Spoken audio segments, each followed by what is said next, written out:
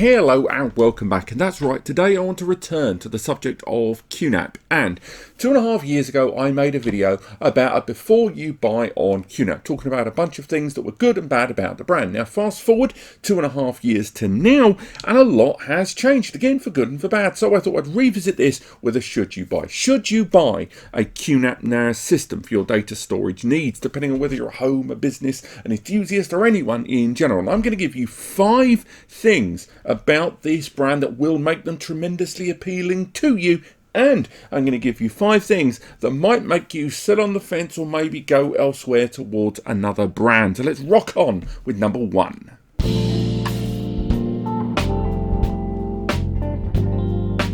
That is correct. I would say of all of the brands that I talk about here on the channel, very few brands kind of pull off the balancing act between first and third party as well as QNAP. What do I mean by that? Well, I mean that like a lot of turnkey NAS solutions, when you buy the hardware and the software combined with the idea that you want to plug it in and get it up and running lickety quick, nice and easy as well, most brands have to find a line between supporting their own hardware and services and upselling their gear and supporting third-party hardware and taking time and energy to make their platform suitable for a third-party source without really making as much revenue as they would producing their own first-party stuff. And there is, of course, a balancing act of making a device user-friendly and compatible and supported by your own current existing hardware, and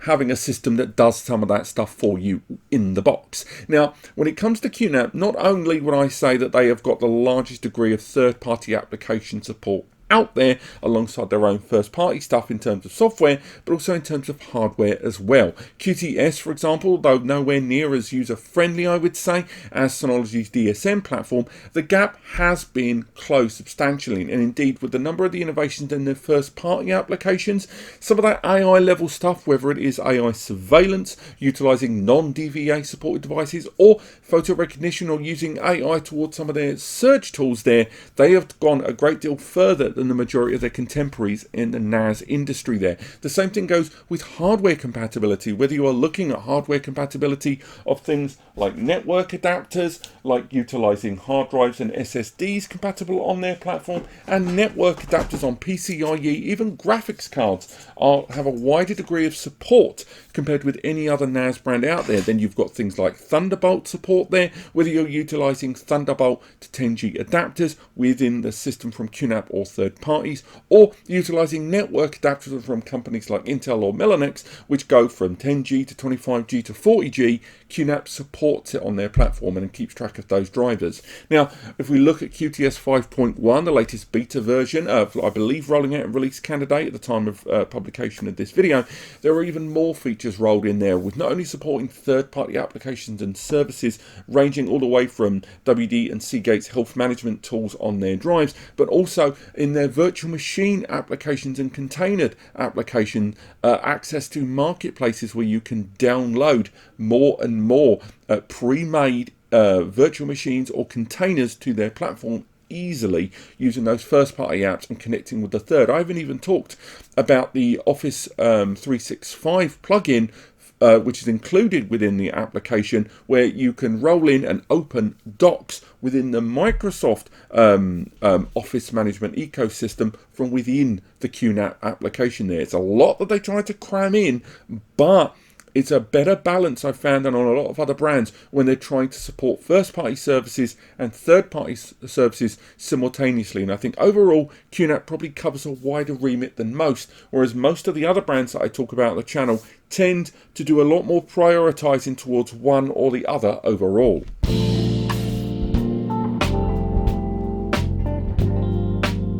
Next up, if you are someone that wants to get hold of a server and wants to run it on ZFS, QNAP does run a ZFS version of their software and services known as QUTS or QUTS Hero, a name I'm not overly concerned with. But when it comes to their ZFS platform, it gives you a lot of those file services and feature services available only to ZFS, such as the removal of the volume layer and a lot of the parity and inline data management application advantage advantages of ZFS, but at the same time giving you the feature set and the GUI and access to the applications afforded to the usual QNAP QTS and its Linux-based kernel. Now, when I talk about ZFS advantages, we are talking about things such as, again, as mentioned, the removal of the volume layer there, thereby increasing the performance there and the utility of the storage. But on top of that, things like triple parity, RAID Z, of course, that is available to you in QNAP ZFS NAS systems.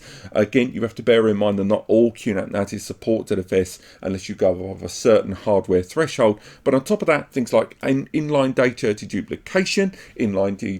data compression, and inline data compaction, all of which have tremendous advantages in different enterprise level fields, and even mid-range home users can take advantage of that. And it's just the idea that although when we hear ZFS we think things like TrueNAS, it has to be said that TrueNAS is still got a steeper learning curve and a smaller remit of third-party app pre-made APK support, not APK, QAPK, or just contained ready-to-roll apps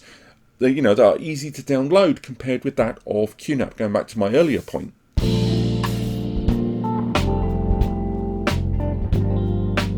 This next point comes down to SSD support, because I think it would be fair to say that in the last year and a half to 2 years, not only has SSD, would be it SATA, NVMe, M2 or whatever form, or U2, become more affordable, but also the desirability of taking advantage of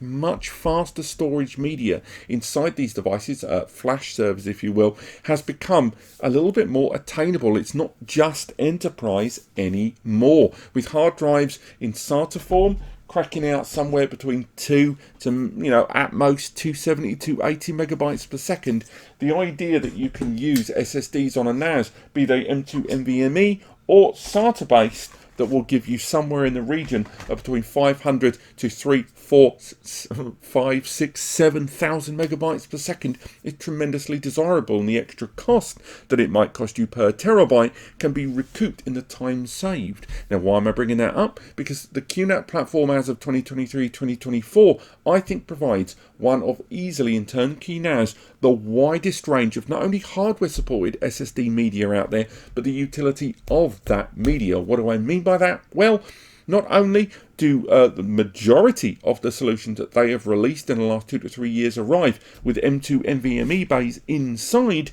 which allow you to stick in SSDs that are much faster than hard drives, but on top of that, you can use them for caching, you can use them for raw storage pools and your volumes. You can utilize them with QNAP's QTS system that creates a single storage pool of hard drives and SSD, merging it together and moving data around that to create the perfect hot, warm, cold storage pool in a single storage pool area. But on top of that, there's also support of things like the M2 NVMe running the system services, running the system OS, individual applications. Then you've got things like along their lineup a greater degree of flash-based solutions that are dedicated to SSDs, such as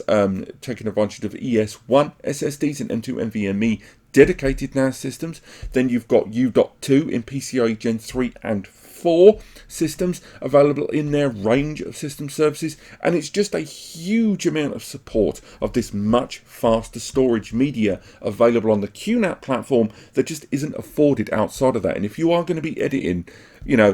4K all the way up to 12K, which is something people are, consciously considering now in their long-term recording patterns there, you are going to need the storage media on these storage devices to be considerably faster, not just for editing directly, but with regards to that hot, warm, cold architecture of your storage over time for retrieval and, of course, backing up. And if you get those SSDs, you need to know you've got a system that can really harness a lot of that tremendous throughput capability, either natively or via your own existing third-party applications for editing and backing up and archiving.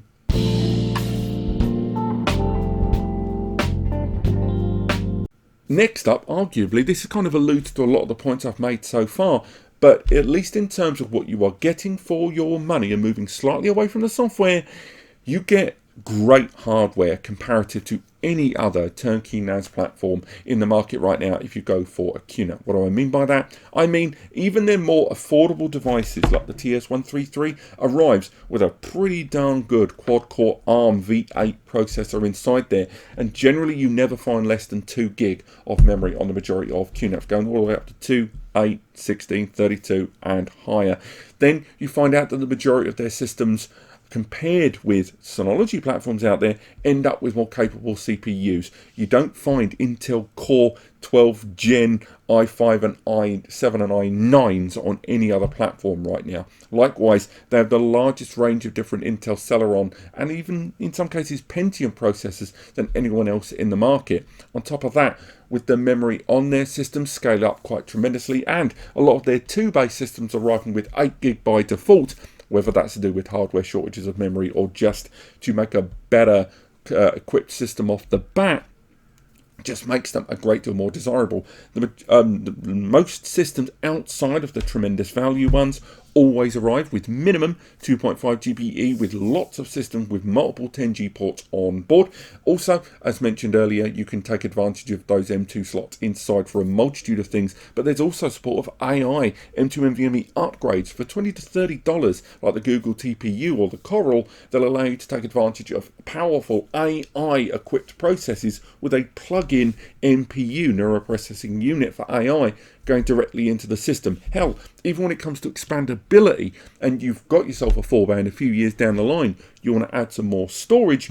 rather than going for a brand new NAS, they've got a range of 2, 4, 8 and 12 bay expansion devices, some of which are JBOD managed, so the RAID is managed by the NAS, some of them hardware RAID inside, so it manages its own RAID, and some of them arriving with external SAS cards included that you can install inside these NAS systems and open up somewhere between 5,000 to 6,000 megs of connectivity between the initial NAS and the expansion connectivity for all of that extra storage media you're going to put inside. What I'm saying is, if you are trying to go for a turnkey NAS solution and your priority is erring more towards the hardware than the software because you've already got some software in mind, the QNAP is probably going to be one of the best choices out there for a pre-made turnkey solution.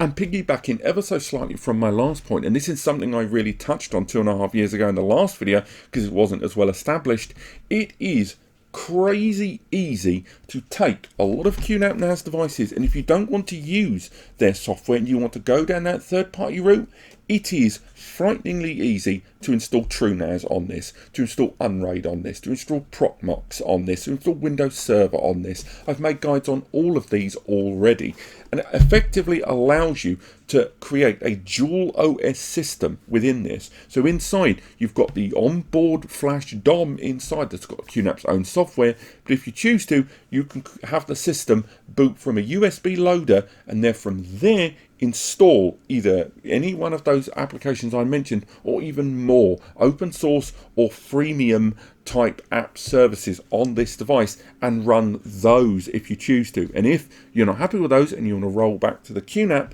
it's very easy to reverse all of those changes. Ultimately, it means that if you are someone that wants to take advantage of a lot of very capable and community created open source software, but you don't want to get, silicon gel underneath your fingers while you're building a PC from scratch, hoping for the best, when you turn that power button on, you can go for a pre-built QNAP, even the more powerful ones that are ZFS ready or otherwise, all the way up again to 12th gen i9 and multi-core Xeons. Go for those pre-built, and then you can stick on the software of your choice, not as a virtual machine, but natively bare metal on this device for that hypervisor or for that NAS OS of your choice, which again is unparalleled versus any other brand in terms of the hardware you're getting and the capability and ease in which you can do it. But the QNAP NAS isn't going to be for everyone, and although it has a lot of features for the first and third party that you might be interested in, there are 5 reasons coming up where you might want to sit on that fence.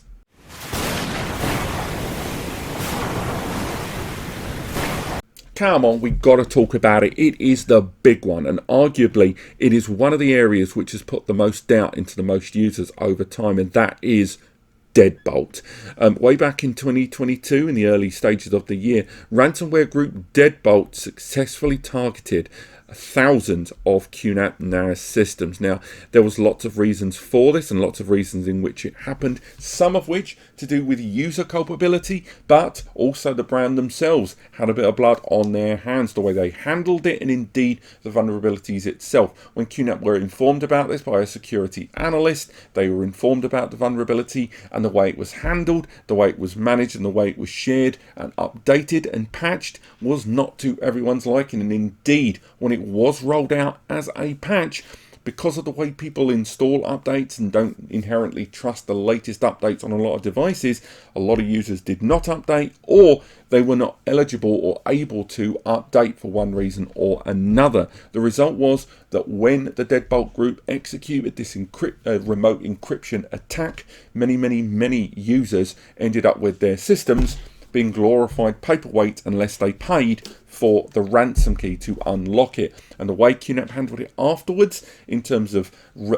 technically remote updating devices, did not please a lot of people, particularly users who may have had active VMs running on their systems or having active shares with clients that all of a sudden ceased. So again, when it comes to their brand, it's going to be several years before they're going to be able to wipe the stench of that Deadbolt attack on them. Not only the way they handled it, but the very attacks themselves, when there are brands out there like Synology that successfully navigated that period without being successfully targeted. Brands like TerraMaster and Acer Store were, and QNAP, of course, as mentioned, were. But if you are concerned about ransomware, it's worth highlighting that since then, QNAP have instigated a bounty program, have upped a lot of their defaults on their system quite significantly, as well as changing a lot of the system user warnings and the severity and necessity of security updates and feature update distinctions there. They've made changes inside their system, but still it's going to be a long time, I think, before a lot of users, forgive is probably not the right word, but at the very least trust them beyond having the system on a LAN only environment rather than remote.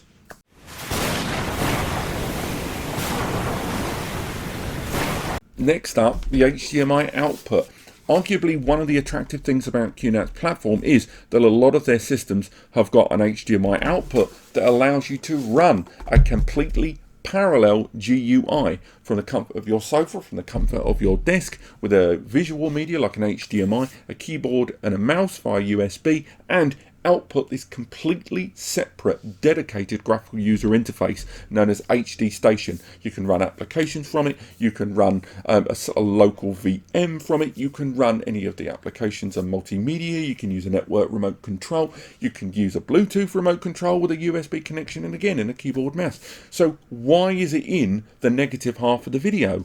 Well, because unlike a lot of the applications on the QNAP platform, they have not updated that the HDMI application HD Station anywhere near enough. The last meaningful upgrade, I believe, was in 2018-19 up to HD Station 4. And although there have been small incremental changes, feature updates and integration with other third-party apps outside of the Surveillance App Center have been few and far between. And given a lot of users go for the QNAP platform because of that hardware, and they might, whether it's for multimedia,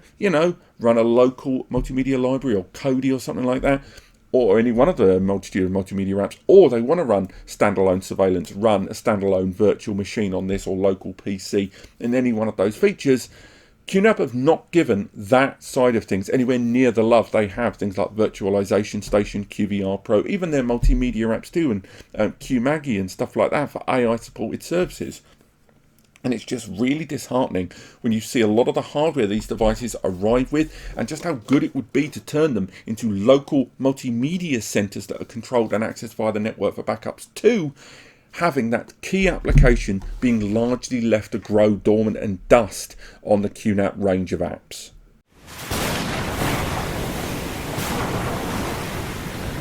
This next one is one of the main reasons I think a lot of users outside of that Deadbolt stuff prefer the Synology UI to the QNAP UI, and that is that although they have improved a lot of the apps and features and support first and third party stuff within the apps in 5.1 QTS, it is still a little inconsistent. When you're utilizing different apps, a lot of the design changes there, the menu options change there, even font sizes can sometimes be very different between applications, and it can be a little jarring there. Also, when you're using their apps and services, sometimes the system will allow you to do lots of things like install lots of applications, and it just doesn't seem as consistent or as efficient or as optimized when you're doing these things, and the system might hang where it suddenly allowed itself to take on too many commands rather than go, whoop, I can't handle this at that time, I'm doing this, allowing users to suddenly get frustrated that the system for a short period allowed you to do lots of things and all of a sudden starts freaking out. And I think that inconsistency when using the GUI of QTS and less so QUTS, because of those more powerful systems, can be something of a barrier to users who start using it going, oh my god, it's letting me do all these things, and then all of a sudden it seems to hang due to that lack of optimization which comes across sometimes.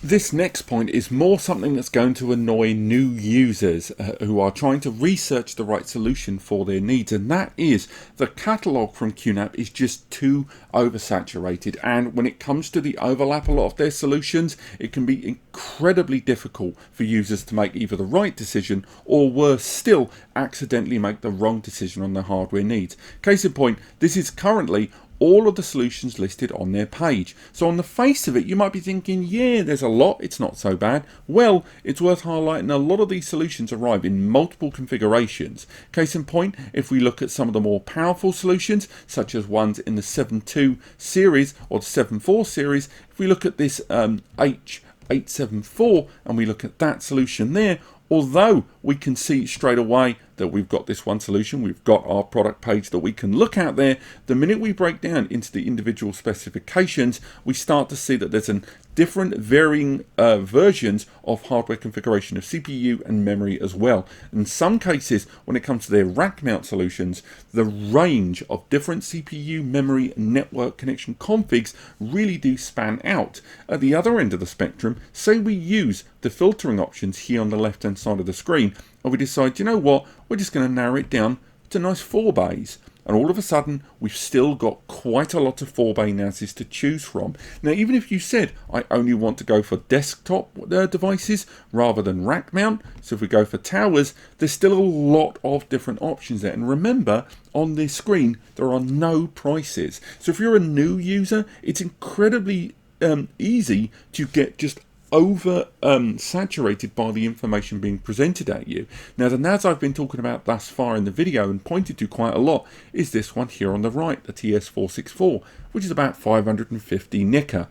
The TS473 is something like 200 to 250 pounds more. Hell, the i410X, I believe, is 300 to 400 pounds more, whereas these are 200 or 300 pounds less, depending if you go further down to the lower price boxes like this ARM one. It takes a very long time to narrow it down. Here on the channel in the past, I used to do 2-bay, 4-bay and 8-bay guides for all of these brands. But even if I'm looking at 4 bays here, this is a huge range of solutions that are just hard to stay on top of. And I do want to make those comparison videos for you guys so you know what you're going for. But ultimately, sometimes the QNAP catalog, whether it is the individual devices themselves or the individual specifications and configs of each of these that you see on screen sometimes, just makes it a very daunting task for a new user that just wants to know what's the best NAS for them.